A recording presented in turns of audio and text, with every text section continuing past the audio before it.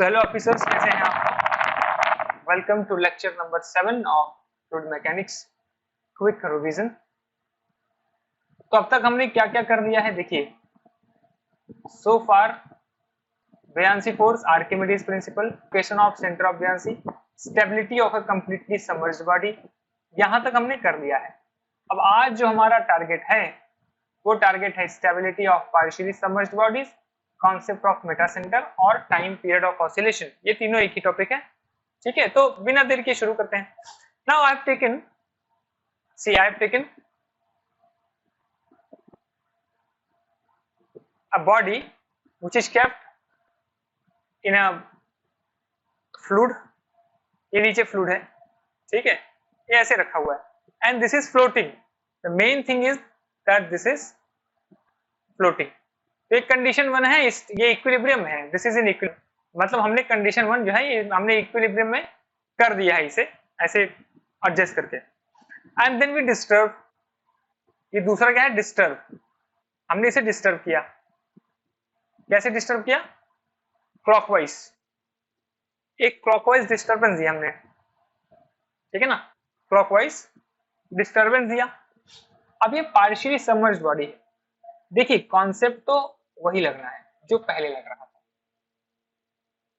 Concept वही लगना है कि अल्टीमेटली ये नीचे लाएगा या ऊपर जाएगा, बात तो वही है। अब देखिए, अगर ये पार्शियली सबमर्ज्ड है, पार्शियली सबमर्ज्ड है मतलब फ्लोटिंग है, तो कंडीशन क्या हो सकती है? हमने इसे जब टिल्ट किया तो या तो जो सेंटर ऑफ बुयांसी है वो शिफ्ट हो सकता है लेफ्ट की तरफ, या वो ऐसे शिफ्ट हो कि वो बिल्कुल सब ग्रेविटी के नीचे हो, या फिर वो राइट शिफ्ट हो सकता है। अब आप ये सोच रहे होंगे, इस फिगर को क्लियरली देख करके हमें समझ में आ रहा है कि B3 इस फिगर में तीसरे नंबर 3 पे ही वो जाएगा, ऐसा आप सोच रहे होंगे, ये क्या आप बिल्कुल सही सोच रहे हैं। अब हम तो इमेजिनरी कंडीशन ले रहे हैं ना, बार बार आपको ऐसा एक स्क्वायर या यही सब नहीं देखने को मिलेगा। There are various kind of shapes that are going to sink, like a part of them is going to sink in the water या in any fluid। तो अलग अलग शेप्स के केस में हम ये तीन कंडीशंस देख सकते हैं। अगर B1 पे शिफ्ट हो गया, B2 पे शिफ्ट हो गया या B3 पे शिफ्ट हो गया, करना कुछ नहीं है, ये इसकी एक्सिस है, सेंट्रोइडल एक्सिस, ठीक है, वर्टिकल। तो यहाँ पे वही सेम हमने वो एक्सिस बना रखी है बिल्कुल ऐसे, जो कि सेंटर ऑफ ग्रेविटी से होकर जा रही है, ये वही एक्सिस है, यानी axis of the longitudinal axis of this object, ये वो है।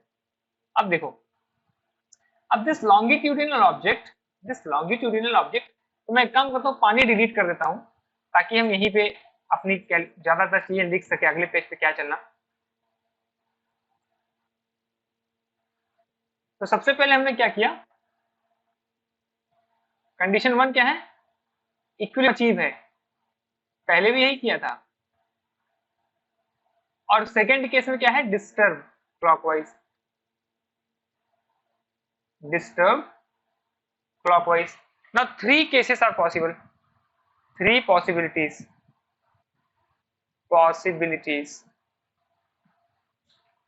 Possibility number 1, B shifts left। Possibility B is still coincides with G, and C क्या है, D shifts right। 3 पॉसिबिलिटीज हैं, ठीक है ना। अब हमें ये देखना है कि इक्विलिब्रियम कैसे क्या अचीव होगा, बात समझ में आ रही है।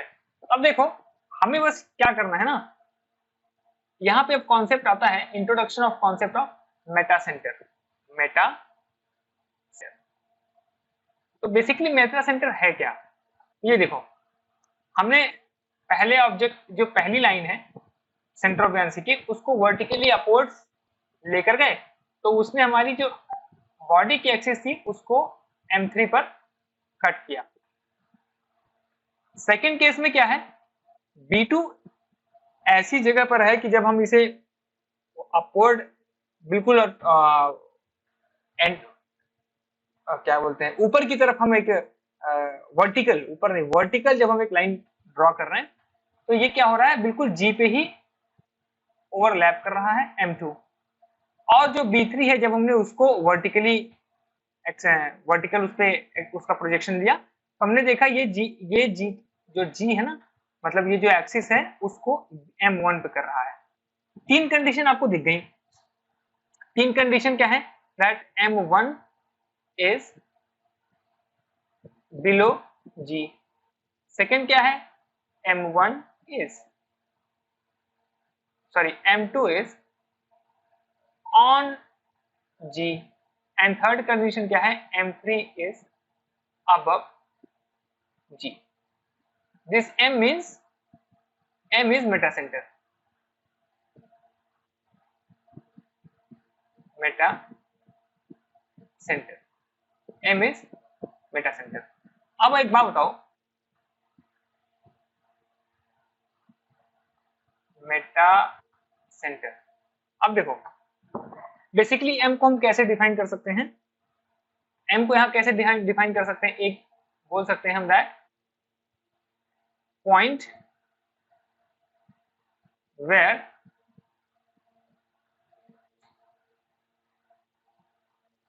एक्सिस या वर्टिकल एक्सिस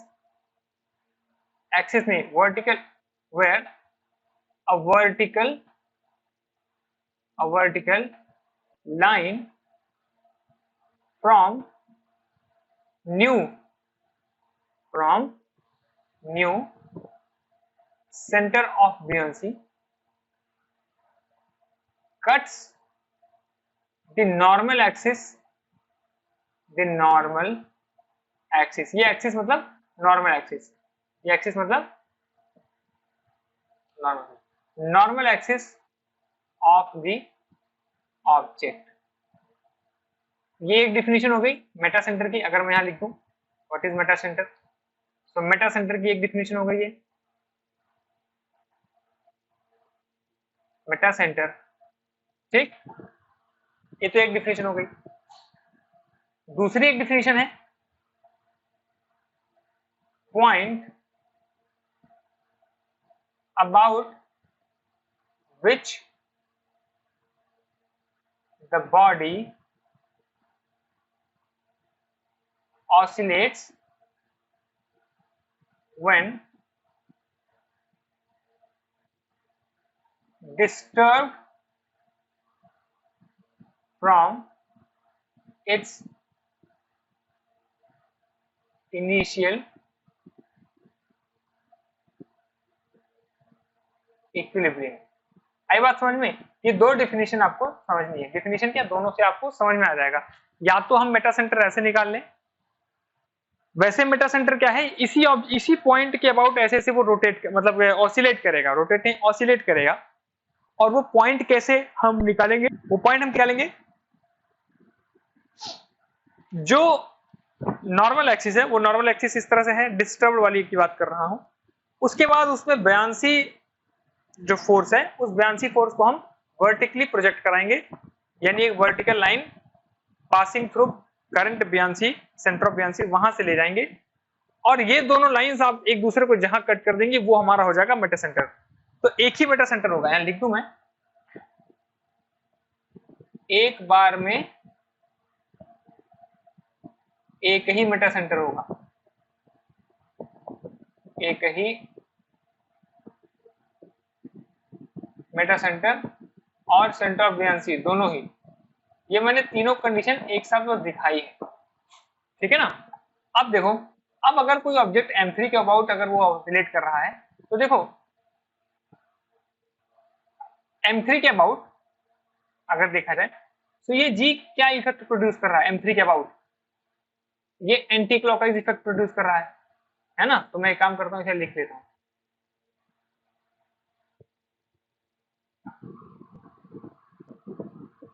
देखो एक काम, इसको डुप्लीकेट कर लेते हैं, है ना, क्योंकि हमें इससे मतलब है।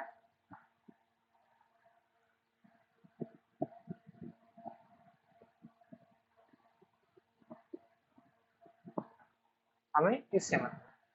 अब आप इमेजिन करिए, मेटा सेंटर अगर यहाँ है और सेंटर ऑफ ग्रेविटी यहाँ है, तो वेट यहाँ एक्ट करेगा ऐसे। बस इमेजिन करने के लिए बता रहा हूँ। आपको नहीं लगता ये एक एंटी क्लॉकवाइज मूवमेंट दे रहा है? सो क्लॉकवाइज डिस्टर्बेंस और एंटी क्लॉकवाइज मूवमेंट, आई बात समझ में? क्लॉकवाइज डिस्टर्बेंस और एंटी क्लॉकवाइज मूवमेंट। तो M3 के केस में क्या होगा कि क्या करेगा, मूवमेंट को रिस्ट्रिक्ट करेगा, रिस्ट्रिक्ट्स मूवमेंट, यानी कि, और ऐसा तब होता है जब स्टेबल इक्विलिब्रियम हो। आई बात समझ में? 2 के केस में देखो क्या होगा भाई, यहीं पे है M2 के अबाउट, उसे ऑसिलेट करना है और G भी वहीं पे है, तो कोई मूवमेंट लगेगा ही नहीं, यानी no oscillation. So that mean this is neutral equilibrium. आई बात समझ में? न्यूट्रल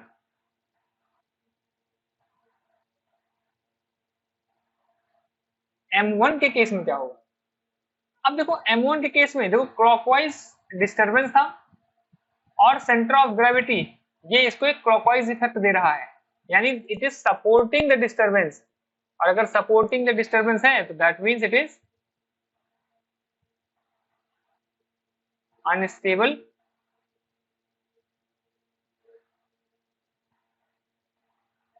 इक्विलिब्रियम होगा।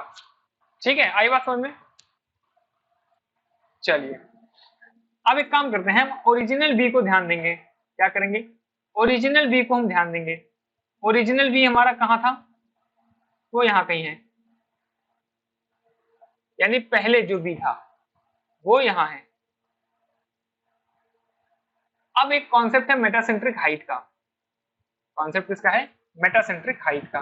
तो मेटासेंटर तो हो गया, अब मेटासेंट्रिक हाइट का देखते हैं कॉन्सेप्ट क्या है। तो बेसिकली मेटासेंट्रिक हाइट का मतलब क्या है? सो मेटासेंट्रिक हाइट मतलब क्या है? Distance of m with respect to g, that is gm। with respect to g है, तो अगर मैं यहां लिख दूं gm can be positive, negative and zero, ये 3 कंडीशन हो सकती हैं। और जब gm पॉजिटिव होगा तो हम देखेंगे स्टेबल इक्विलिब्रियम, जब gm नेगेटिव होगा तो हम देखेंगे अनस्टेबल इक्विलिब्रियम, और जब gm जीरो होगा तो हम क्या देखेंगे?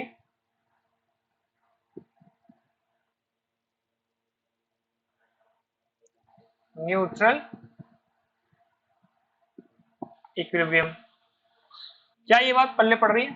पढ़नी चाहिए।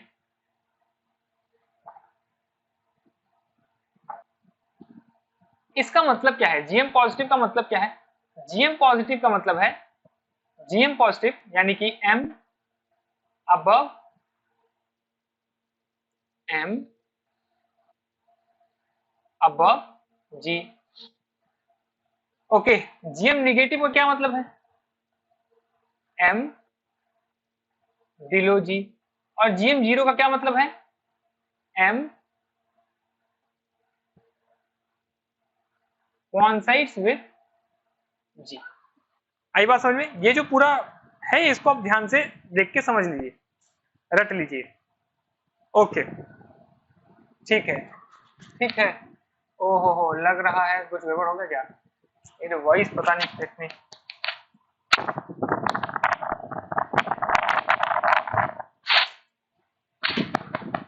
तो आई होप वॉइस जा रही हो। चलिए, now this gm is, what is gm? metacentric height। यही मेटासेंट्रिक हाइट। अच्छा ओके, ये डिस्टरबेंस स्मॉल है याद रखना, मतलब आधा डिग्री 1 डिग्री ऐसे डिस्टरबेंस है, ऐसा नहीं कि 30-30 डिग्री का डिस्टरबेंस, ऐसा नहीं है। मतलब दिस अगर हम, क्योंकि डिस्टरबेंस है ना, that will be in range of half to 1 degree, half to 1 degree, बस इतना ही होता है। डिस्टरबेंस है ना, मूवमेंट थोड़े है प्रॉपर। ओके चलो,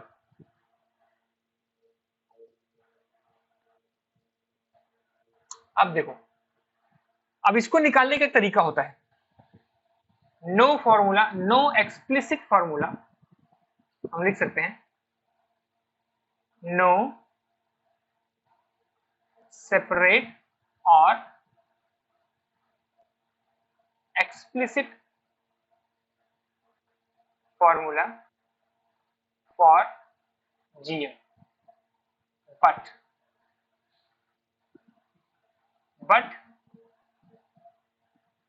बीएम हैज अ फॉर्मूला,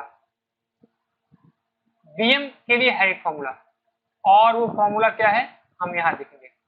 क्यों बिना मतलब का जगह हम लोग वेस्ट करें, है ना, वेस्ट नहीं करें, मतलब हम दूसरे पेज पे क्यों जाए जब हमारा इसी पेज पे काम चल सकता है। सो बीएम क्या है देखो, तो BM basically I minimum upon volume of fluid displaced, fluid displaced, ठीक है। एक बार हम अच्छे से लिख देते हैं बस इसी बात को, अपॉन वॉल्यूम फ्लूइड डिस्प्लेस्ड, ठीक है, ये हो गया बीएम। अब जीएम देखो, जीएम बेसिकली क्या है, जीएम हम कोई एक केस ले लेते हैं, हम मान के चलते हैं कि हमारा स्टेबल इक्विलिब्रियम है, क्योंकि आगे की कैलकुलेशन तो हम तभी करेंगे जब स्टेबल इक्विलिब्रियम होगा। अगर स्टेबल इक्विलिब्रियम नहीं है तो हम पहले स्टेबल इक्विलिब्रियम बनाने की कोशिश करेंगे ना, ऑब्वियस सी बात है। तो जीएम, जीएम, ये जो एम है M3, ये 3 तो बस नोटेशन है अलग अलग कंडीशंस की, एक्चुअली एक एम ही होगा, यहाँ कहीं एम मान लिया हमने। तो जीएम क्या होगा, this GM is equal to B M minus B G, इस तरह से निकलेगा।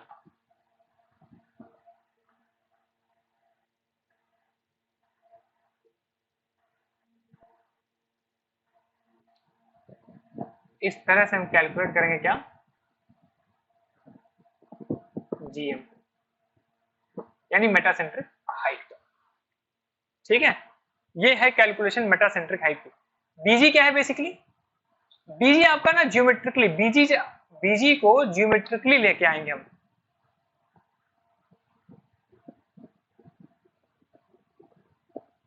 बीजी is known geometrically,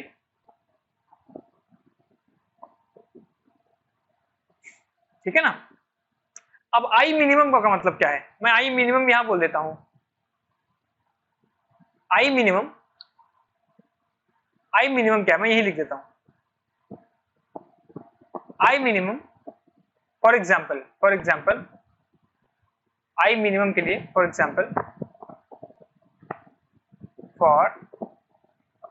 example minimum of bt cube by 12 comma b cube d by 12, आई बात समझ में। और आई मैं यहां लिख देता हूं इसको, आई के बारे में यहां लिख रहा हूं मैं, आई मिनिमम 21 शेप का होगा, to be calculated for the shape made on free surface. That means ये है वो जगह जहां हमें आई मिनिमम कैलकुलेट करना है। अब यहां जो फिगर बन रहा हो, अगर यहां पे सर्कल बन रहा हो तो सर्कल का लेंगे, स्क्वायर बन रहा हो तो स्क्वायर का लेंगे, ट्रायंगल बन रहा हो, जो भी बन रहा हो, कहां पे? On free surface. Shape made on free surface, हम वहां का आई मिनिमम लेंगे। आई बात समझे? तो ये स्लाइड में हमने ऑलमोस्ट सब कुछ कवर कर लिया, आई थिंक कुछ बचा नहीं है, राइट? चलिए आगे बढ़ते हैं। अब बस एक काम करता हूं, साफ सुथरे शब्दों में मैं इन्हीं चीजों को यहां लिख देता हूं। पहले हम कैलकुलेट करेंगे बीजी, और बीजी होगा I minimum upon V of fluid displaced या वॉल्यूम डिस्प्लेस्ड, ओके। और जीएम क्या होगा? BG minus, no no no no, कुछ तो गड़बड़ है, ये बीएम है भाई, बीएम, ये है बीएम, बीएम माइनस बीजी। और बीजी कैसे होगा? बीजी जियोमेट्रिकली कैलकुलेटेड जियोमेट्रिकली और calculated by geometry.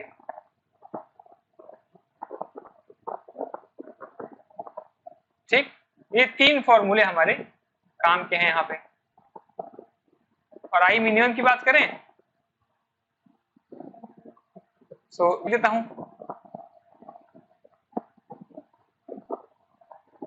Moment of area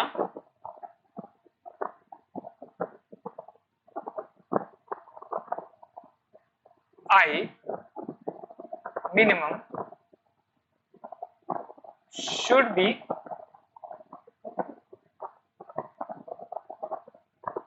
should be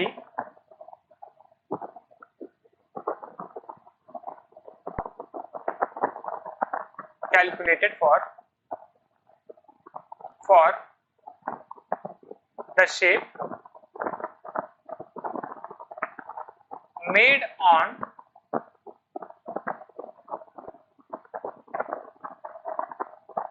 free surface of fluid।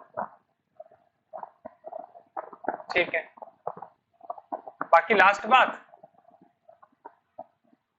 m above g,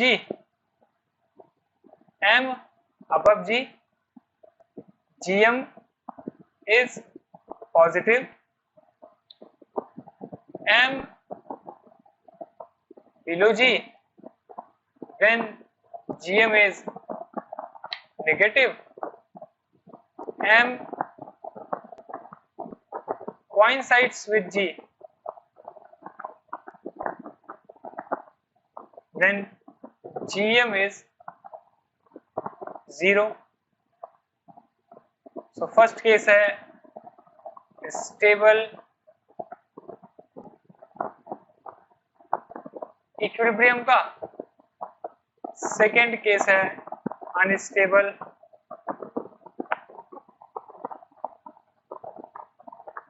equilibrium का, और थर्ड केस है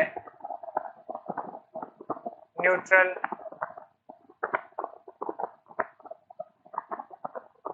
इक्विलिब्रियम का। ठीक है, तो बस मैंने सब कुछ दोबारा से रिपीट करके लिख दिया है। अब यहाँ पे ऐसा कुछ ऐसा बचता नहीं, राइट।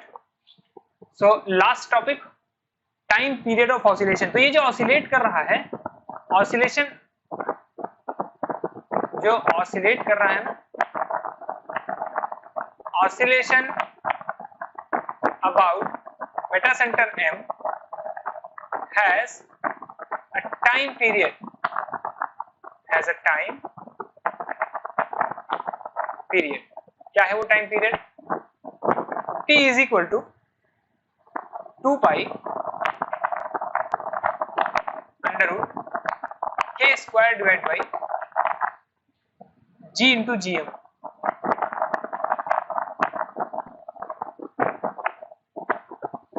ये याद रखना है, ठीक है। यहां k क्या है? यहां k क्या है? Radius of gyration. किसका? उसी शेप का जो फ्री सरफेस पे बना हुआ है। अब एक चीज दिखाओ, देखो अगर हमारा जीएम मोर है, तो एक काम करो, पहले एक कंडीशन बताता हूं, उससे पहले एक बात बताइए, what do you think, more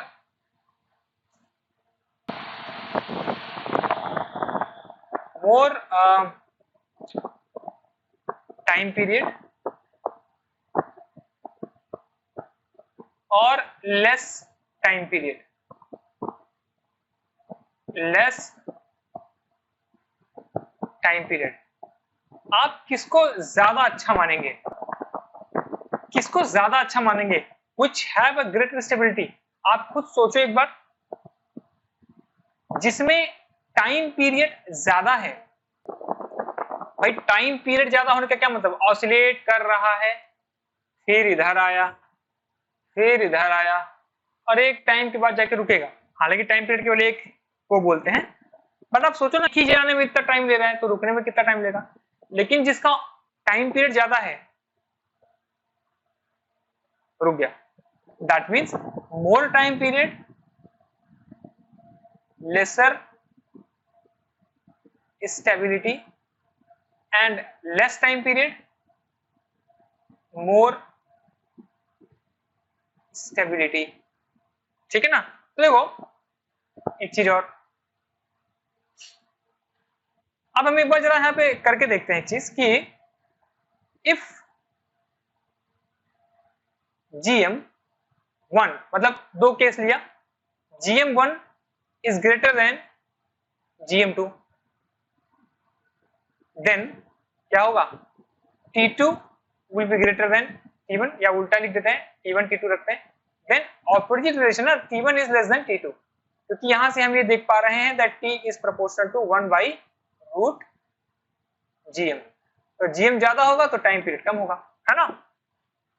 so that means for more stability, यहां हम क्या लिख सकते हैं, more stability, for more stability GM, क्या इस शुड की स्पेलिंग आज क्यों नहीं लिख पा रहा हूं मैं, शुड बी मोर, ठीक है, and for lesser stability GM should be less, GM should be less. अब एक बात बताना जरा, अगर वॉरशिप है, एक वॉरशिप है, क्या है, मैं दो केसेस लेता हूं, वॉरशिप का और जनरल पैसेंजर शिप का।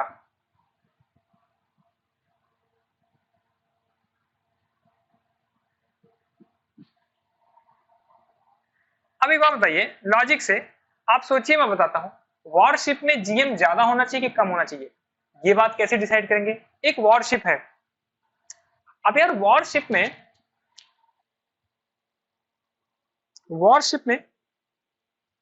देखो, ध्यान से देखो,